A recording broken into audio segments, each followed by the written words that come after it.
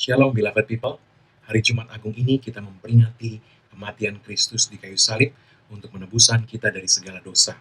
Sudah bertahun-tahun kita memperingati Jumat Agung dari tahun ke tahun. Namun apakah kita memahami, terlebih menyadari dan mempercayai segala akibat atau lebih tepat dikatakan benefit dari pengorbanan Kristus itu bagi kita?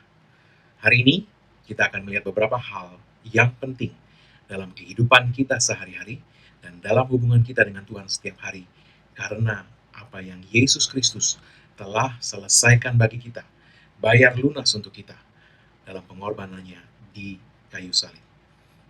Haleluya. Bapak Ibu Saudara yang dikasihi Tuhan, di masa perjanjian lama, di bawah perjanjian lama, imam-imam itu ditugaskan oleh Tuhan untuk memeriksa domba yang akan diserahkan sebagai korban kepada Tuhan ketika seseorang membawa korban penebus dosa.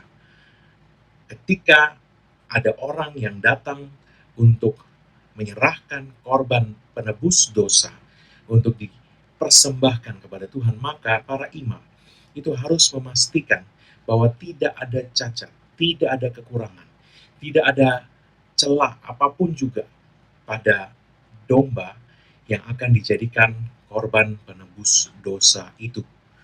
Jika didapati oleh imam bahwa memang tidak ada celah, tidak ada cacat pada domba yang akan dijadikan korban penebus dosa itu, maka orang yang membawa domba tersebut, yang akan mempersembahkan domba tersebut sebagai korban penebus dosa itu, haruslah meletakkan tangannya di atas domba itu, dan dosa dari orang itu dipindahkan kepada domba.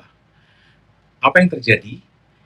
Sebaliknya, kebenaran atau tidak ada cacatan, tidak ada celaan pada domba itu, yaitu gambar dari kebenaran yang kemudian dipindahkan kepada orang yang menyerahkan korban penebus dosa itu.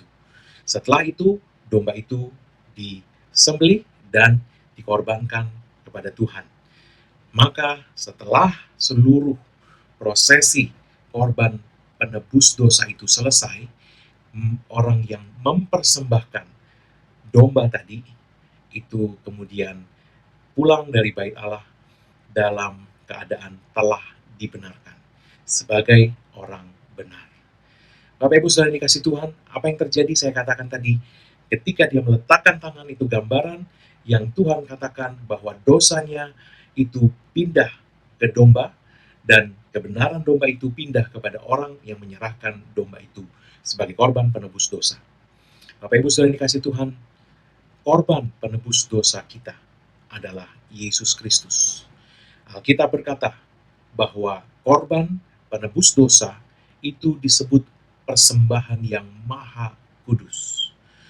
Korban Yesus Kristus adalah korban penebus dosa, yang artinya korban penebus dosa yang hari ini kita peringati kematian Yesus Kristus di kayu salib itu.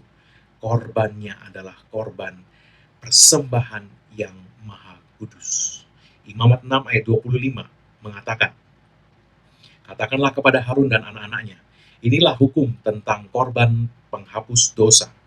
Di tempat korban bakaran disembelih, disitulah harus disembelih korban penghapus dosa di hadapan Tuhan.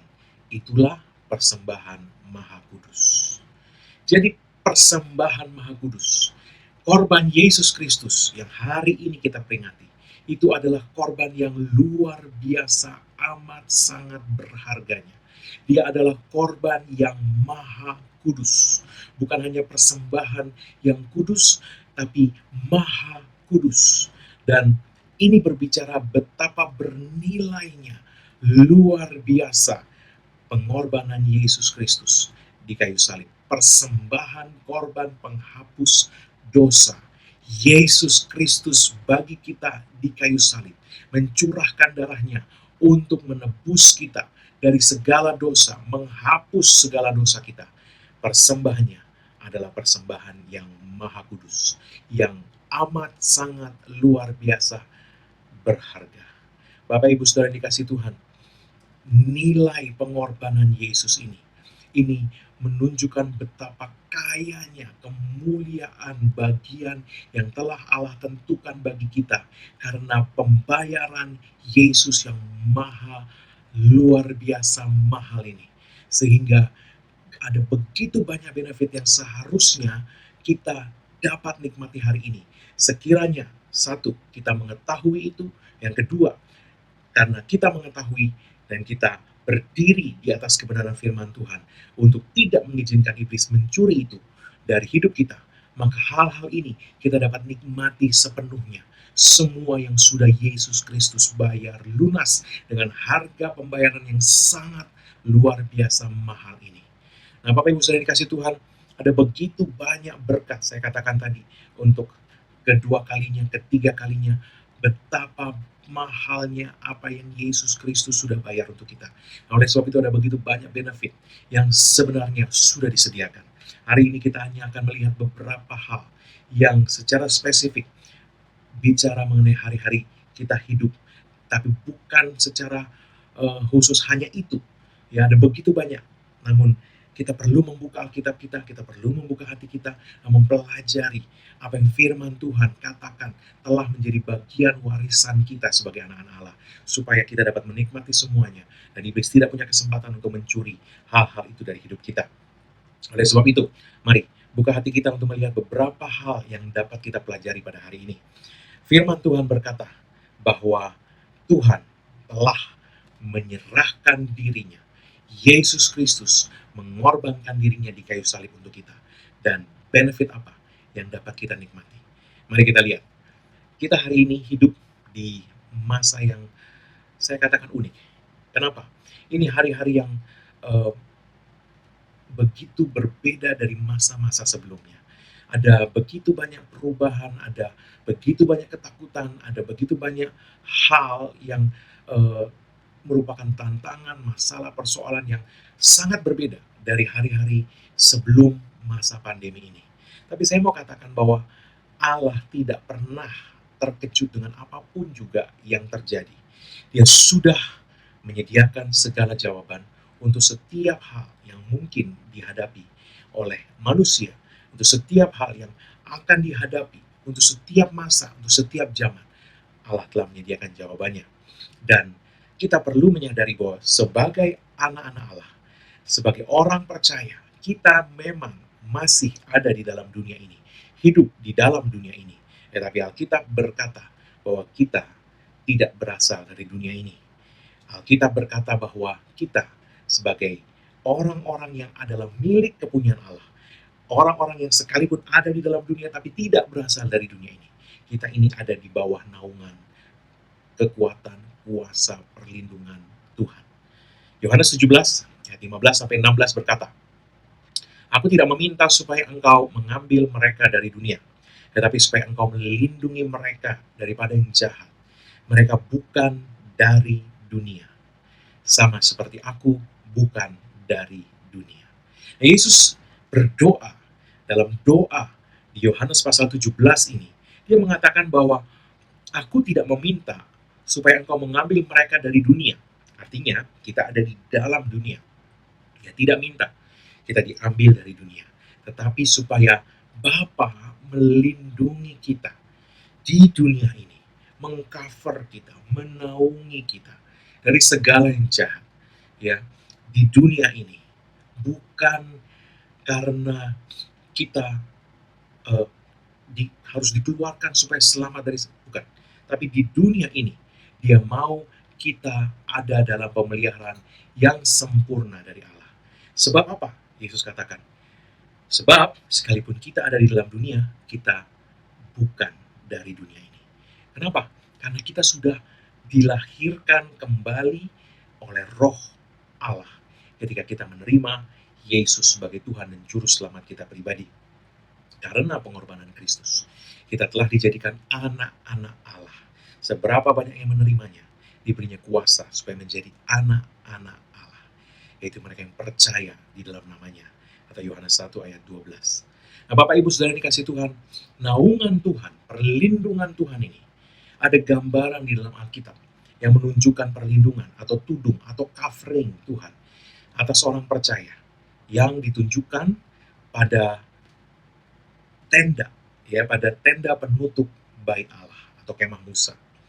Nah, sebelum dilanjutkan, saya mau mengingatkan bahwa kita orang percaya ini dikatakan oleh firman Tuhan adalah bait Allah. Jadi kita ini adalah bait Allah. 1 Korintus 3 ayat 16.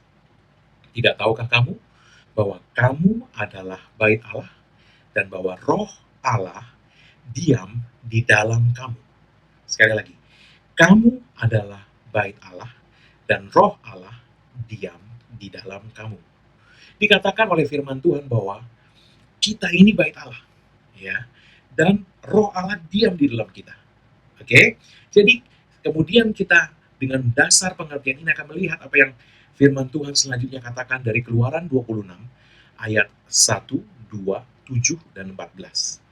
Dikatakan di sini bahwa kita ini, bait Allah ini, itu mempunyai tenda tudung atau covering yang terdiri dari 4 bahan. Ya, mari kita lihat. Keluaran 26 ayat 1, 2, 7 dan 14. Kemah suci itu haruslah kau buat dari 10 tenda dari lenan halus yang dipintal benangnya, dan dari kain ungu tua, kain ungu muda, dan kain kirmizi. Kirmizi ini merah, ya. Ungu tua, ungu muda, kirmizi, ya. Dan ada kerubnya. Jadi apa tadi? Lenan halus, kain ungu tua, kain ungu muda, kain kirmizi. Dengan ada kerubnya, Jadi ditenun di kain-kain itu, di setiap tenda tudung itu ditenun kerub. Ya, ada kerubnya, buatan ahli tenun. Haruslah kau buat semuanya itu. Panjang tiap-tiap tenda haruslah 28 hasta, dan lebar tiap-tiap tenda 4 hasta. Segala tenda itu harus sama ukurannya. Juga haruslah engkau membuat tenda-tenda dari bulu kambing menjadi atap kemah yang menudungi kemah suci. 11 tenda harus kau buat. Juga haruslah engkau membuat untuk kemah itu tudung dari kulit domba jantan yang diwarnai merah, dan tudung dari kulit lumba-lumba di atasnya lagi. Nah, Bapak Ibu Saudara yang dikasih Tuhan, 4 tudung, 4 bahan untuk tudung bait Allah itu, yang pertama adalah lenan halus yang paling dalam, kemudian bulu kambing, ya, dan kemudian kulit domba jantan dan kulit lumba-lumba sebagai tudung paling luar yang menudungi bait Allah. Gambaran ini menunjukkan bahwa kita sebagai orang percaya ini ditudungi oleh Tuhan. Bukan hanya dengan 1 tudung, tapi bahkan 4 tudung. Pada bagian bawah bait Allah, Keluaran 26 ayat 15-nya, dan seterusnya, itu bicara bahwa ada alas perak untuk setiap papan penaga bait Allah. Di dalam Alkitab, perak itu melambangkan atau mau merepresentasikan penebusan. Ya, jadi perak itu bicara penebusan Kristus. Perak itu bicara darah Yesus yang dicurahkan untuk membayar lunas kita, menebus kita dari segala dosa dan hukumannya. Kita dibeli dengan harga yang sangat mahal, yaitu dengan darah Yesus Kristus sendiri. Nah, dikatakan bahwa setiap papan, kalau Anda lihat nanti, karena panjang ayat-ayatnya, silakan Anda lihat sendiri Keluaran 26, dikatakan papan itu ditegakkan di atas alas perak, ya. Papan yang ditegakkan itu, papan penaga itu, dalam bahasa Inggris itu bahannya itu adalah akasia. Ya, ini kayu yang berharga, ya. Ini bicara bahwa kayu ini yang melambangkan manusia telah ditebus dengan darah Yesus, ditegakkan di atas alas perak, yang artinya kaki kita yang orang-orang percaya yang sudah ditebus oleh darah Yesus ini tidak lagi bersentuhan langsung dengan bumi yang sudah terkutuk akibat kejatuhan manusia dalam dosa. Ada darah Yesus yang menjadi landasan tempat kita berdiri, sehingga kita tidak bersentuhan langsung dengan kutuk yang bekerja di dunia ini. Ini berbicara bahwa sekarang bagi kita tidak ada lagi penghukuman bagi mereka yang ada dalam Kristus Yesus. Roma 8 ayat 1. Tidak ada penghukuman, artinya tidak ada kutuk. Tidak ada kutuk. Yesus Kristus sudah menebus kita dari segala kutuk hukum Taurat, kata firman Allah. Jadi kita tidak lagi ada dalam hubungan kontak langsung dengan dunia ini dengan segala kutuk yang bekerja di dalamnya. Kita sudah ditebus dan kita berdiri di atas landasan yang baru, yaitu darah Yesus. Kita ada di bawah naungan Tuhan dan kita berdiri di atas darah Yesus. Kita dinaungi atas bawah sekeliling kita dengan penebusan Kristus yang maha mulia. Keluaran 26 ayat 29 mengatakan, papan-papan itu haruslah kau salut dengan emas.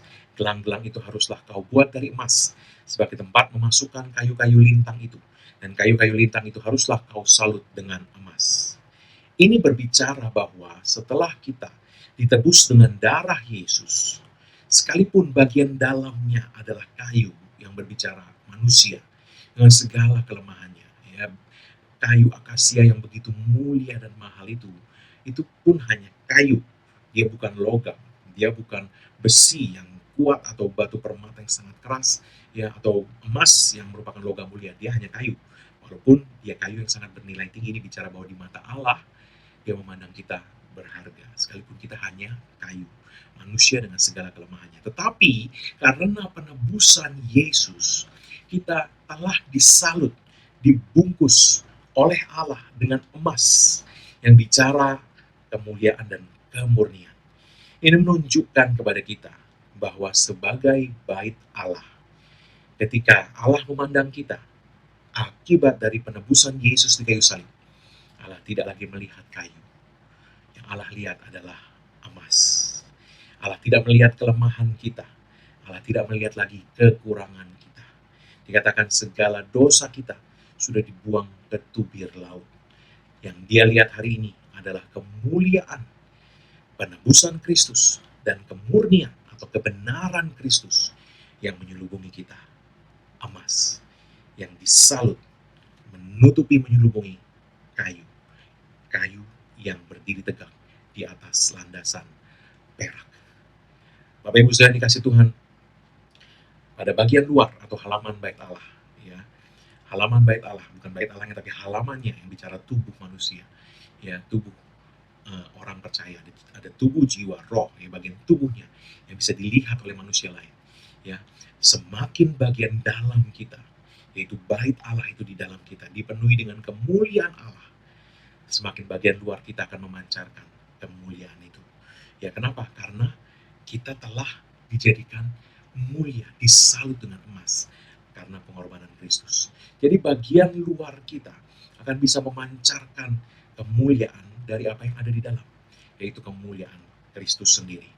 Dikatakan tadi bahwa ada 4 warna tenda yang menudungi bait Allah. Yang pertama biru, ya, dalam bahasa Inggris biru, dalam bahasa Indonesia ungu muda, yang melambangkan langit atau sorga.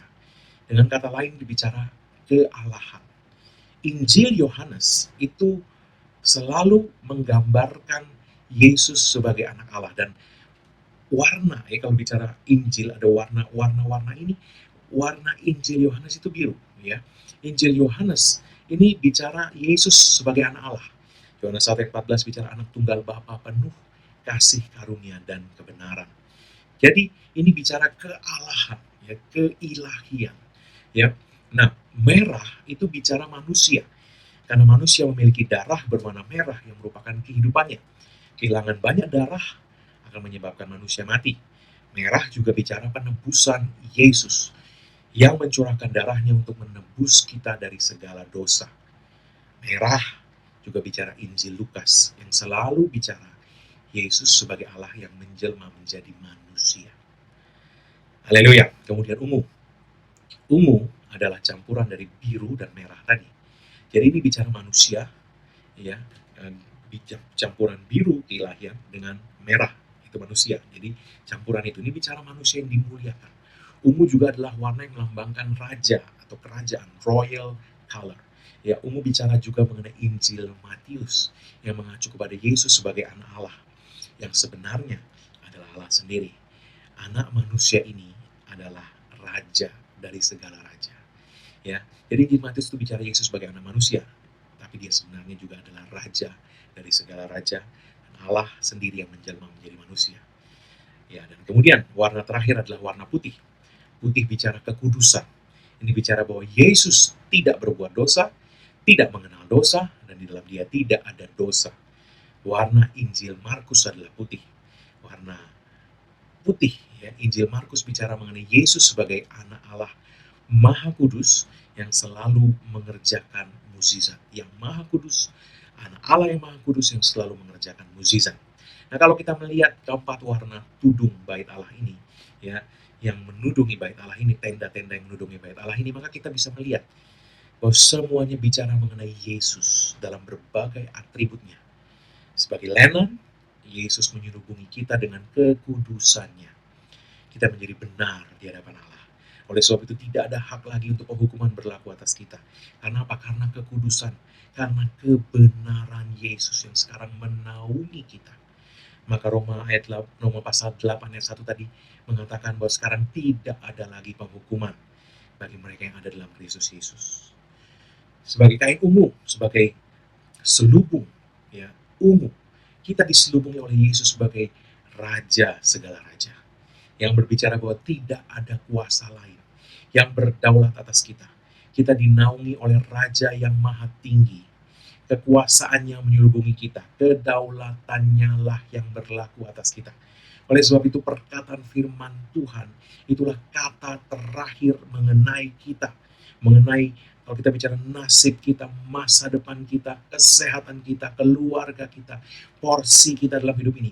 Kata terakhir, otoritas tertinggi adalah firman Tuhan. Kedaulatan raja ada pada titahnya. Ketika dia bertitah, ya, maka titahnya berlaku. Dan Yesus Kristus menaungi kita dengan kedaulatannya sebagai raja di atas segala raja. Artinya, kalau firman Allah berkata oleh bilur-bilur Yesus, kamu sudah sembuh, sekalipun iblis mau berkata, enggak, kamu masih sakit, enggak, kamu masih lemah. Kedaulatan tertinggi adalah kedaulatan raja di atas segala raja yang menaungi kita. Kedaulatan Yesus Kristus, dan dia sudah bertitah oleh bilur-bilur Yesus, kamu sudah sembuh. Oleh sebab itu, semua perkataan lain tidak berlaku, tidak berkuasa, dan tidak berhak atas kita. Hanya perkataan yang tertinggi, kedaulatan yang tertinggi, kekuasaan yang tertinggi, yang mengatasi semua yang lain, yang bisa berlaku atas kita. Perkataan sang raja di atas segala raja menyelubungi kita. Itu sebabnya kita perlu mengetahui semua yang sudah disediakan Allah bagi kita, sehingga tidak ada satupun yang dapat dicuri iblis dari hidup kita. Haleluya. Sebagai kain merah, Yesus menyelubungi kita dengan darahnya. Wahyu 12 ayat 11 mengatakan, dan mereka mengalahkan dia oleh darah anak domba. Jadi, darah Yesus menjamin keselamatan, kemenangan kita. Sebab darah Yesus mengalahkan si jahat, sehingga tidak ada rencana jahat yang dapat berhasil terhadap kita.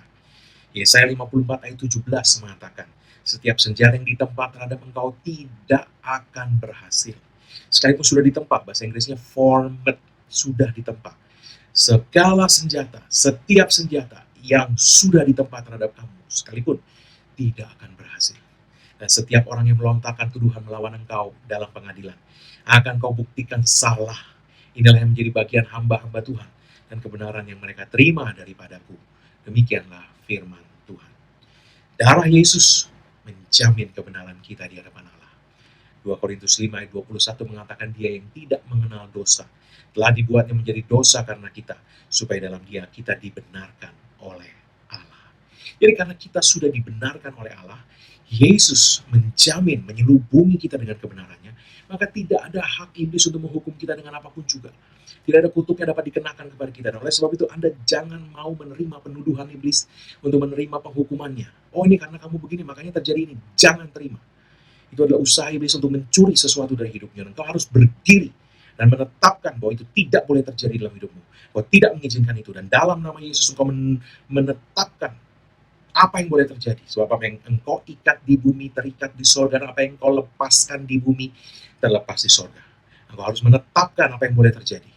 Dengan kata-katamu, kata Yesus, kalau engkau berkata kepada gunung, beranjak tercampak ke dalam laut, asal tidak bimbang hatimu, tapi percaya bahwa apa yang kau katakan itu akan terjadi, maka hal itu akan terjadi. Artinya kita perlu menetapkan. Kita perlu menggariskan apa yang boleh terjadi dan apa yang tidak boleh terjadi dalam hidup kita. Jangan biarkan iblis yang menetapkan. Ingat, kata terakhir adalah firman Allah. Anda perlu berdiri di dalam kebenaran, ya, yang telah diselesaikan Yesus di kayu salib, dibayar Yesus untuk Anda, dianugerahkan kebenaran Kristus sendiri, kebenaran domba penebus salah itu tadi, pindah kepada orang yang mempersembahkan domba itu. Maka kebenaran Yesus menjadi milik Anda dan dosamu sudah diambil oleh Yesus. Dia yang tidak mengenal dosa telah dibuatnya menjadi dosa karena kita, supaya dalam dia kita dibenarkan oleh Allah. Jadi apapun yang iblis mau lontarkan dalam pengadilan, ya tadi dikatakan setiap tuduhan yang melawan engkau dalam pengadilan akan kau buktikan salah. Anda perlu berdiri dengan kebenaran Kristus dan berkata, tidak, sekarang tidak ada lagi penghukuman bagi mereka yang ada dalam Kristus Yesus. Oleh sebab itu, iblis, kamu tidak bisa menjatuhkan penghukuman apapun, penuduhan apapun terhadap aku. Aku menolak itu semua di dalam nama Yesus. Angkat semua gejala, angkat semua tipu muslihatmu, angkat segala usahamu untuk mencuri berkat-berkat dalam hidupku. Angkat semua pekerjaan jahatmu dalam nama Yesus. Dan menyingkir dari hidupku. Itu yang Anda perlu lakukan. Karena Anda telah ditebus oleh darah Yesus. Haleluya. Merah. Sekarang kain biru. Sebagai kain biru, Yesus menyelubungi kita dengan keilahiannya. Hanya yang bisa mengalahkan Allah, yang bisa mengalahkan kita. Ingat ini, kita sudah diselubungi dengan kealahan Kristus. Apapun yang tidak dapat menundukkan Allah, tidak dapat menundukkan kita. Kita tidak bisa dikalahkan, dan kita tidak boleh menyerah. Kita tidak bisa dikalahkan. Kalau kita menyerah, itulah yang ditunggu oleh iblis. Kalau kita tidak mengetahui kebenaran, kalau kita tidak menyadari bahwa kita sudah dibenarkan oleh Kristus dan kebenaran kita hari ini adalah Kristus sendiri. Kebenaran anak domba penebus dosa yang dipindahkan kepada kita karena dosa kita sudah dipindahkan kepada Dia. Kalau kita tidak menyadari kebenaran ini dan kita mengalah kepada penuduhan iblis, kita mengalah kepada intimidasi iblis hanya lewat cara-cara itu, kita sebenarnya tidak dapat dikalahkan. Hanya dengan cara-cara tadi iblis dapat mencoba untuk mengalahkan kita. Tapi sesungguhnya semua yang lahir dari Allah mengalahkan dunia. 1 Yohanes 5 ayat 4. Jadi jangan biarkan iblis, jangan biarkan dia menggonggong di sekitar Anda. Jangan biarkan itu. Ingat bahwa Anda adalah anak-anak Allah yang maha tinggi. Dan keilahian Allah menyelubungi Anda. Kealahan Kristus menaungi Anda. Sehingga hanya yang bisa mengalahkan Allah yang bisa mengalahkan Anda. Dan itu berarti, karena Allah tidak bisa dikalahkan oleh siapapun, Anda tidak terkalahkan di dalam Kristus. Haleluya. Biru juga berbicara bahwa hidup kita diselubungi dengan sumber daya Allah sendiri. Keilahian Kristus, sumber daya sorga, karena biru lambang dari sorga atau langit tadi ya, keilahian Allah. Ya, ini bicara bahwa supply dalam hidup kita itu tidak berasal dari dunia ini. Apapun juga yang terjadi di dunia ini tidak menentukan bagian kita. Yang menentukan bagian kita adalah Allah, dan firman-Nya sudah memberitahukan apa warisan kita sebagai anak-anaknya. Dan Alkitab mengatakan bahwa supply kita berasal dari sorga sesuai kekayaan Allah sendiri di dalam kemuliaan. Filipi 4 ayat 19 mengatakan, Allahku akan memenuhi segala kebutuhanmu, segala keperluanmu, menurut kekayaan dan kemuliaannya dalam Kristus Yesus. Menurut apa? Kekayaan dan kemuliaannya. Sumber daya sorga. Itulah yang disediakan Allah bagi kita.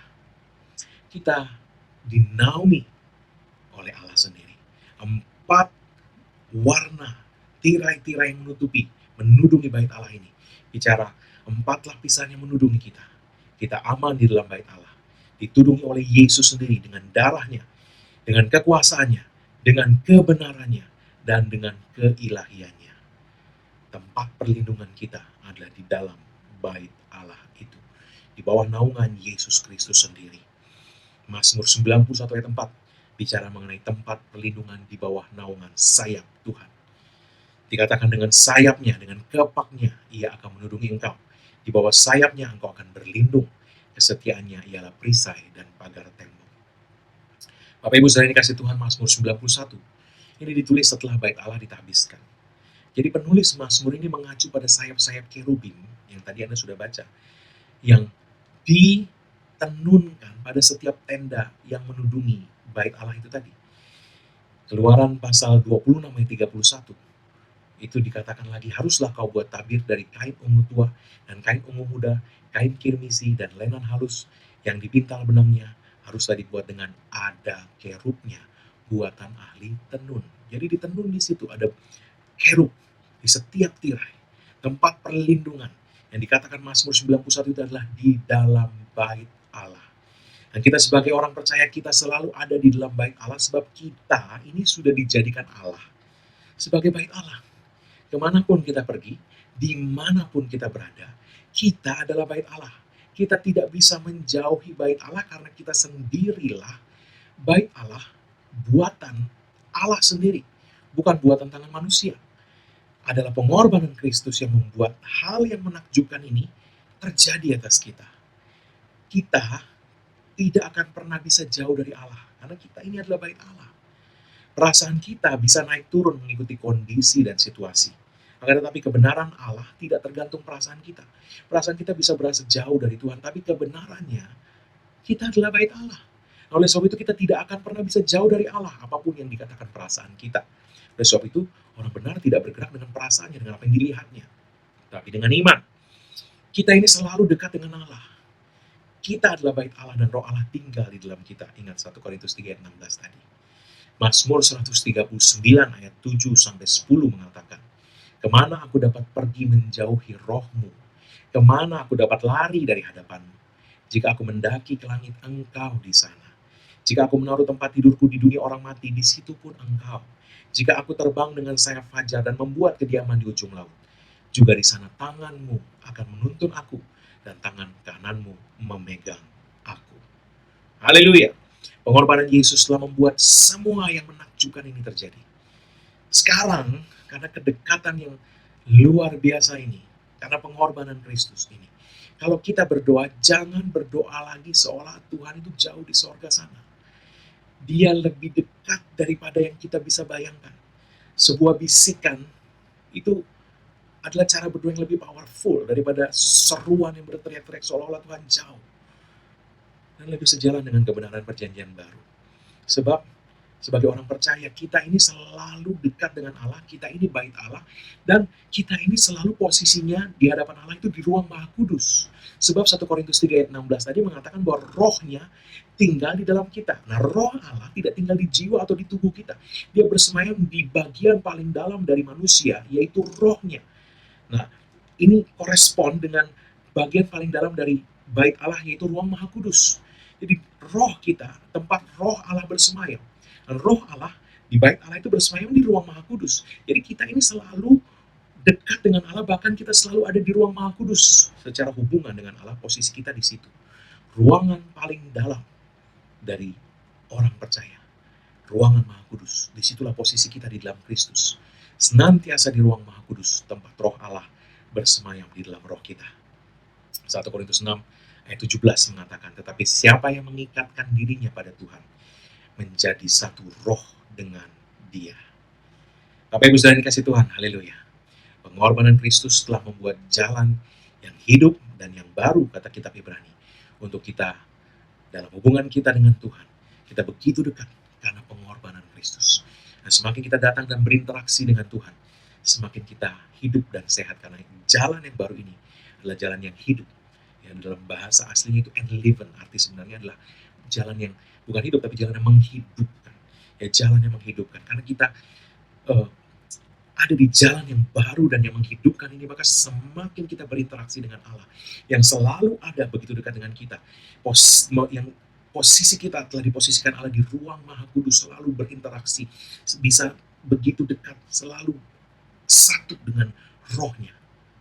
Semakin kita berinteraksi dengan Allah, dengan rohnya yang ada di dalam diri kita, and live, menghidupkan, itu terjadi atas diri kita, sehingga kita semakin sehat, tubuh kita, jiwa kita, ya, dan roh kita semakin dipenuhi dengan kehidupan Allah sendiri. Haleluya. Hari ini, karena Kristus, kita telah didudukkan di alam sorgawi bersama Kristus, Efesus 2 ayat 6, dalam naungan yang maha tinggi, dan senantiasa dekat dengan yang maha kuasa. Haleluya. Betapa ajaib dan mulia pengorbanan Yesus dan darahnya yang tercurah yang kita peringati hari ini. Jangan lupakan. Jangan sampai kita tidak tahu, apalagi tidak percaya. Segala kemuliaan dan keajaiban yang telah Allah berikan kepada kita karena Kristus. Semuanya itu untuk kita nikmati. Percayalah, nikmatilah dalam nama Yesus. Doa saya, kita menikmati sepenuhnya segala yang Kristus dan pengorbanan darahnya telah sediakan untuk kita. Nothing missing, nothing broken. Have a blessed Good Friday. Tuhan Yesus memberkati. Sampai jumpa dalam pengajaran firman iman berikutnya. Amin.